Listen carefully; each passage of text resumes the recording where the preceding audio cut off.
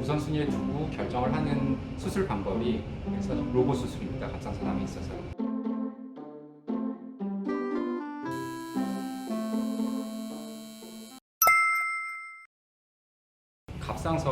갑상선 호르몬이라는 호르몬을 분비하는 기관이에요.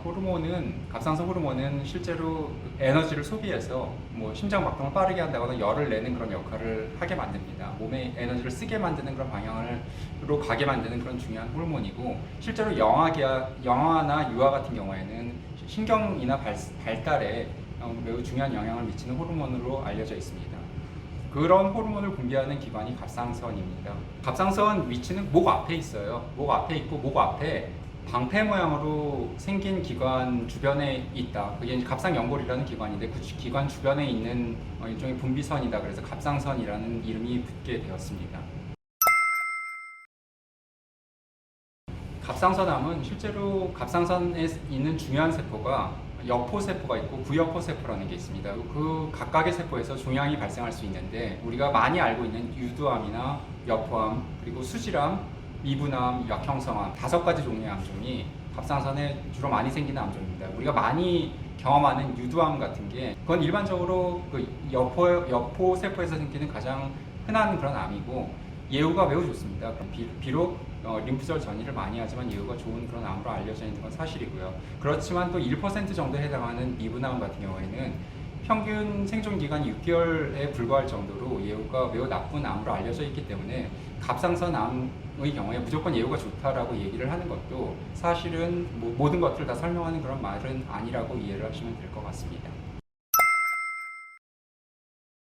보통 로봇 수술이라고 우리가 얘기하면 AI가 해서 로봇이 이제 처음부터 알아서 한다. 공상과학 영화에 그런 얘기들이 많이 나와 있기 때문에 그렇게 오해를 하기가 쉬운데, 아직까지 그 정도 수준은 아니고, 로봇 수술은 굉장히 외과 의사가 수술을 효과적으로 하기 위해서 정교하게 고안된 기구로 이해를 하시면 될 것 같습니다. 그래서 일반적으로는 로봇 수술이라고 얘기하는 것보다 엄밀하게 얘기하면 로봇 보조 수술이라고 얘기를 하는 것이 적절한 텀일 것 같습니다.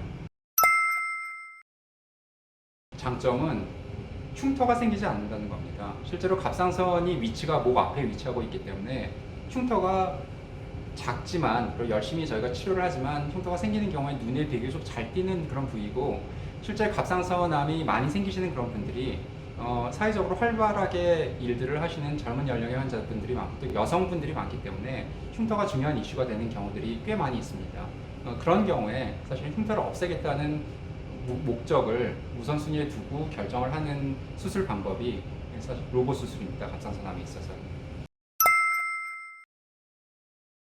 갑상선 로봇 수술은 실제로 이 부위에 절개를 하지 않는 그런 방법이기 때문에 다른 부위에 뭔가를 절개를 하긴 해야 됩니다. 그래서 고전적으로 원래 겨드랑이 있는 곳에 절개를 해서 이쪽으로 접근하는 방법이 있었고, 아니면 양쪽 겨드랑이하고 유륜 있는 곳으로 접근을 하는 그런 방법도 있습니다. 혹은 귀 뒤로 접근하는 방법도 있고, 입 안으로 접근하는 방법도 있고, 그렇게 크게 4가지 방법이 있는데, 그런 방법으로 갑상선 쪽으로 접근을 해서 거기에 로봇 기구를 이용해서 수술하는 그런 방법으로 시행을 하고 있습니다.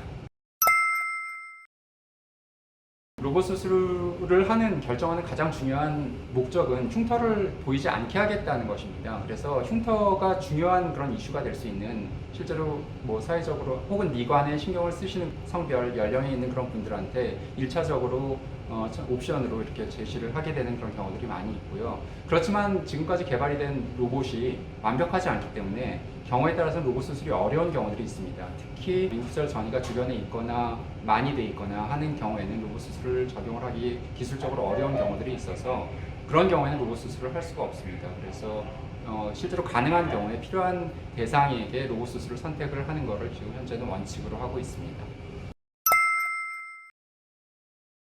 열어서 하는, 절개해서 하는 수술하고 거의 비슷합니다. 가장 중요한 후유증이 실제로 성대마비, 성대신경 손상으로 인한 성대마비가 작은 확률이지만 생기는데, 빈도는 절개를 해서 하는 경우나 로봇 수술이나 거의 비슷한 것 같습니다. 그거에 일반적으로 상처 관리라든지 하는 것은 저희 절개 수술하고 거의 비슷하다고 이해를 하시면 될 것 같습니다. 겨드랑이에서 갑상선 쪽으로 저희가 접근을 하는 방법이기 때문에 그쪽 위치에 있는 감각, 그 위치에 있는 피부의 어떤 감각이 조금 저하가 되거나 경직감 같은 것들, 이상 감각 같은 것들이 한 몇 개월 동안 느껴지시는 경우들이 가끔 있을 수가 있습니다만 대부분 결국에는 저절로 해결되시고 크게 문제가 되지 않는 경우들이 거의 대부분이라고 이해를 하시면 될 것 같습니다.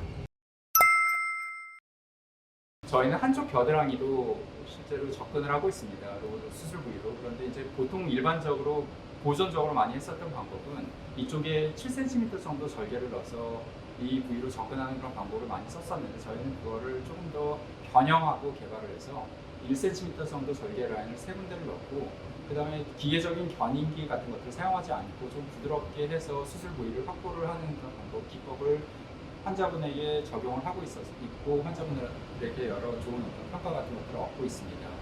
실제로 그리고 그렇게 해서 생길 수 있는 그런 문제들이 이 부위의 여러 가지 어떤 섬유화라든지 그리고 이 겨드랑이 포함해가지고 어떤 흉터 조직 같은 것들이 생기고 이렇게 환자분의 삶의 질을 떨어뜨리는 그런 요인들이 될 수 있는데 실제로 저 연관된 어떤 흉터 클리닉에서는 이 부위에 대한 흉터 치료 그리고 여러 종류의 어떤 스테로이드나 그런 주사 필요한 레이저 같은 것들을 이용해서 그 부위의 어떤 섬유 조직 같은 것들을 좀 줄여드리고 좀 덜 딱딱하게 만들어서 환자분들 좀 덜 힘들게 만들어드리는 그런 기법 같은 것들을 적용을 하고 있습니다.